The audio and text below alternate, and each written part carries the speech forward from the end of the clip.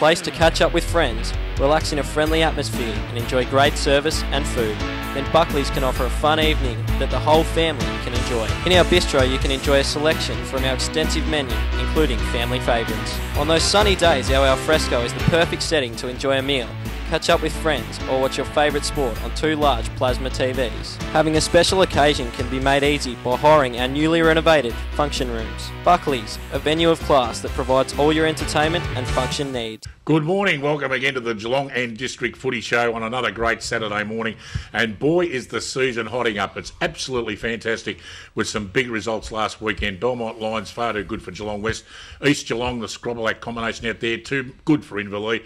Yeah, Scrobelac and Closter, get that right, get my teeth back in. They were the big guns out there. I wonder if it's in relation to Wayne Closter.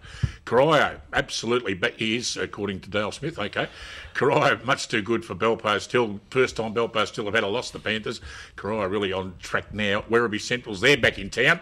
They knocked off Anarchy, are really struggling at the moment with Anthony Kitchen booting 6 goals, and Chugga-Lug's back in town again, booting a lazy 5.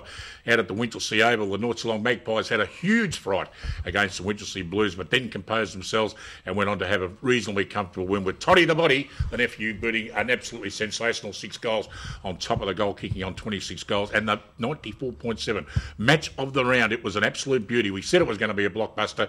The Tommy Tigers, they defeated Bannockburn for their first loss of the season as well, with the old brigade of Thompson, Nick Maharis, Christian Highland and Sabali Armstrong back in the big winner's circle once again. Hello, I'm Dick Philpott. Welcome again, and I've got with me this morning some of the biggest names and brains in local football, and a very special guest coming up as well. But first of all, the absolute sensational reserves Premiership Geelong legend, Dale Smith. Good morning. Yes, good morning, Dick, and nice to be back here again. Absolutely fantastic, mate. And of course, we're looking forward to a big afternoon in footy, and you had a big one last week at Thompson and Bannockburn. Yeah, good game.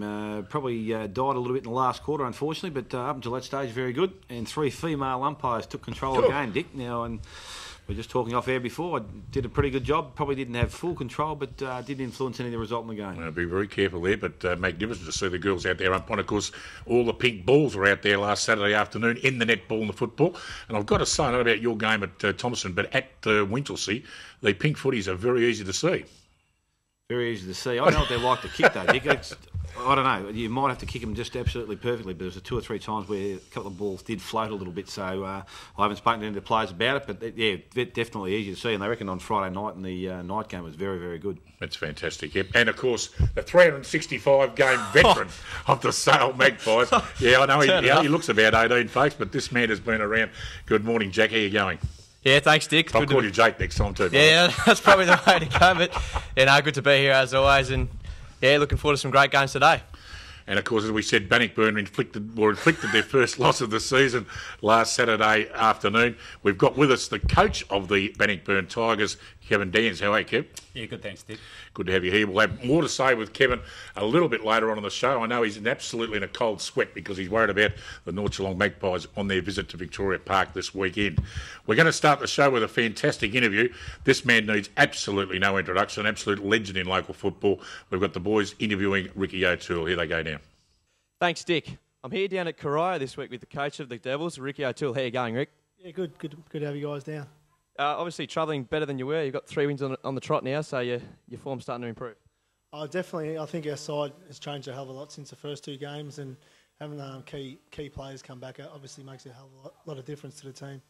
And you've obviously got East Geelong this week. They're a pretty good side in their own right. What would we be looking to do to nullify obviously Adam Scrobelac's probably the main player you'd be looking to stop this weekend?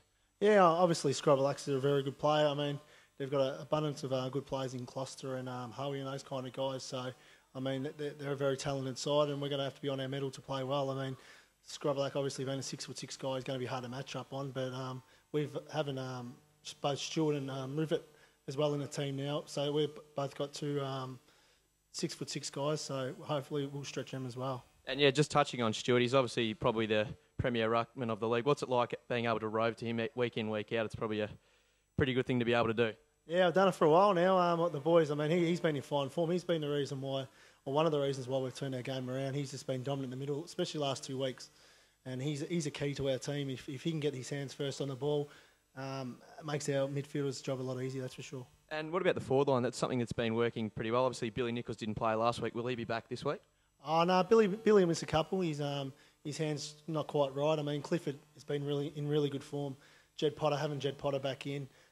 Andrew Spengler played Saturday, played really well. We got young Fedke in the team as well, and we've got guys, middle-sized players like Bazza who can go through the forward line as well, who can take a very good mark for their size. So we've got a few options there, and obviously it's going to be a very tough game against East Geelong. They're a good side, probably not travelling as well as everyone thought they would, but they bounced back well on the weekend with a win.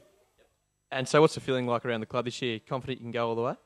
Oh, you're always confident, you're always hopeful and confident, but a lot of things have got to go your way. We're heading in the right direction, having 3 wins over Werribee, Belmont and Belpost. Both those 3 sides I think will be thereabouts. Werribee are very much improved side and Belmont have recruited well. Belpost still obviously had a few out on the weekend, but you take the 4 points any time, any day of the week. Thanks, Rick. Good luck this year. No worries, thanks.